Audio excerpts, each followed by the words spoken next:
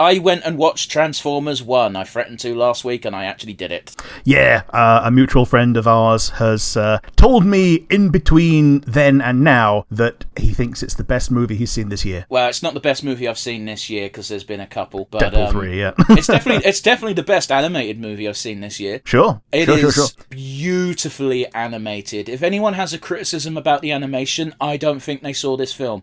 Yeah, I believe the things that were said about it from people that had been to see it early on was the worst thing about this movie is the trailer. The trailer is so weird in retrospect. I saw one trailer before this movie, and it is not what we got. No. The trailer makes it look bad.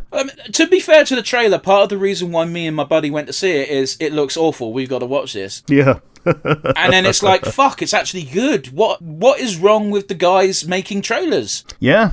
I guess it might be a double bluff, and you were the only people that the trailer worked on. But you got to understand, this movie is explicitly a kids' movie. Yeah.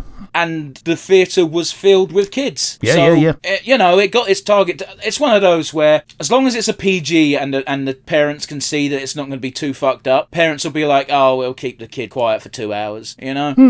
I think that's what they were banking on with the trailers. But, the only criticism I have is there was a very early thing with, he's not called Optimus, but he's Optimus. Orion Pax, I think his name is. Yeah, Orion Pax, and Megatron is called DB16 or something, and, who cares? It's Megatron and Optimus Prime. I didn't take note of any of the fake names, because it's at the end of the movie, that's Megatron and that's Optimus Prime. They make that very clear. Yes. But the beginning of the movie, near the beginning, you've got this thing where Optimus Prime is going there must be more to life. Skip stone across lake. It's so fucking generic crap. I didn't like it at the beginning. And then it very quickly amped up. Yeah, good shit. After about 25 minutes, I was getting into it, but the beginning intro plot was so basic bitch that I've seen 100 times before that I was kind of depressed. But yeah, it's just a good movie. You've got Starscream near the end. He's voiced by Steve Buscemi, and he fucking nails it. Okay, yeah. I knew I recognised Optimus. I'll tell you what, Chris Hemsworth was really good as Optimus. Sure. I didn't recognise it was Chris Hemsworth until he was doing hero shit. Then it sounded like Chris Hemsworth.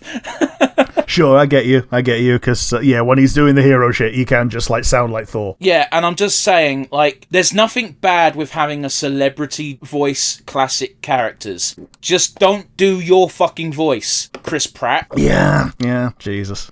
I'm just saying, how can you have two vastly similar actors voicing such iconic characters and doing vastly different jobs with both? Chris Hemsworth knew the job description. He did it well. Every voice actor in this fucking film nailed it. Sweet. So voice acting was perfect. Animation was fucking crisp. It looked gorgeous. The plot was a bit shit to start with, but it very quickly picked up. And I blame that on me being a 32-year-old man.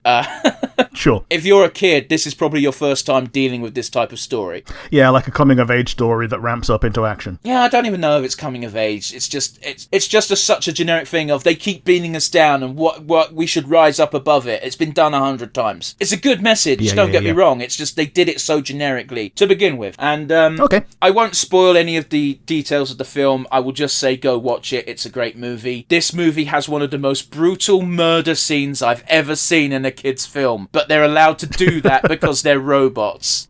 Yeah, Samurai Jack logic. Megatron picks up a character, holds him above his head, and tears him in half. Yep. The good old pull apart special. But there's no blood, just a bunch of circuits scattering everywhere, so it's okay for a PG.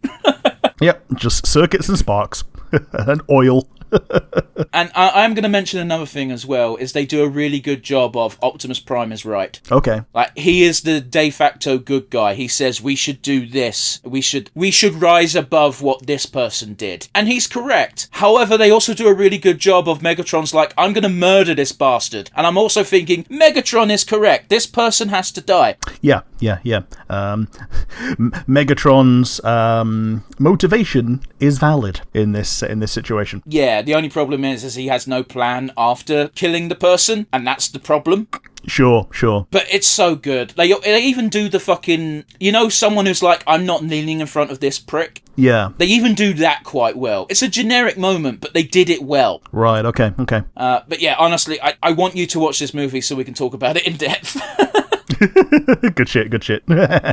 And there's a post-credit scene, actually, Okay. an actual post-credit scene after the big old movie's crawl, the crawl of all the characters, and it's like, yeah, cool, we're getting more of this. Cool.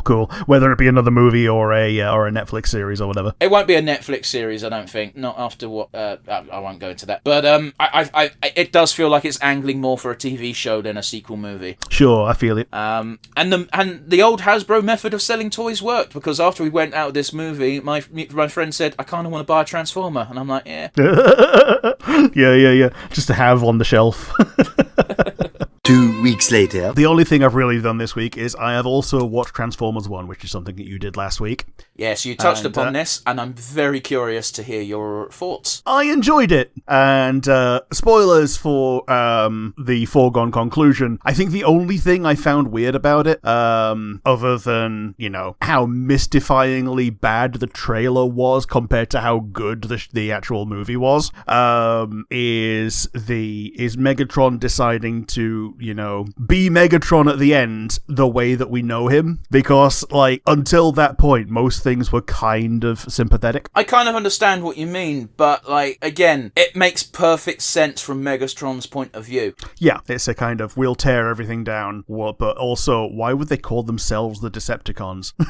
Okay, the reason they're calling themselves the Decepticons is because they will never be deceived again. They make that clear in the film. Yeah, but that's such a weird wording of that. But yeah, you're absolutely correct. However, because this is an origin movie and there's not a war, this is essentially setting up the war between Decepticons and Autobots, which the Autobots aren't really named. Well, they do call them the Autobots, because Prime goes, oh yeah, we're autonomous, and that means that all robots here on Cybertron are Autobots. But that's what I'm saying, though, because Megatron straight up calls themselves Decepticons, but Optimus doesn't straight up call themselves the Autobots.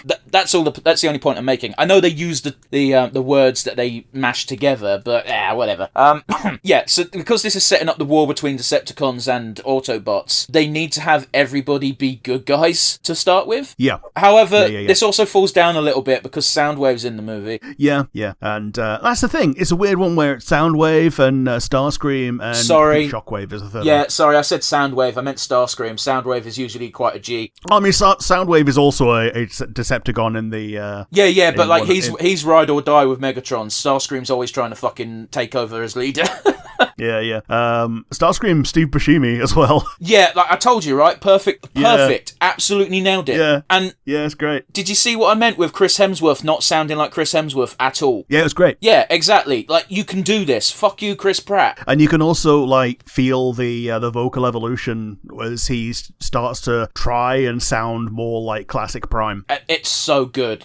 Because Chris Hemsworth has already we've had years of Chris Hemsworth as Thor. Yeah. He can do the heroic booming voice if he wants to. Yeah. And they didn't we also know overuse that it. he can. And we also know that he can do it in an accent that is not his native, because it's easy to forget that he's an Aussie. Yeah. I did not learn that fact until disappointingly late. Yeah. But yep, liked it. Don't know if I'll watch the inevitable set of sequels that come out of it, but it was fun. I honestly suspect they're angling for a show. Yeah. It feels like the grounding for a series. I can see that stuff just being dialed back, recast all of the big parts, and go from there. Well, again, the beauty of it is, despite having really big names in the cast, they didn't sound like themselves. They were doing characters. Yeah. So it's fine. Mm-hmm.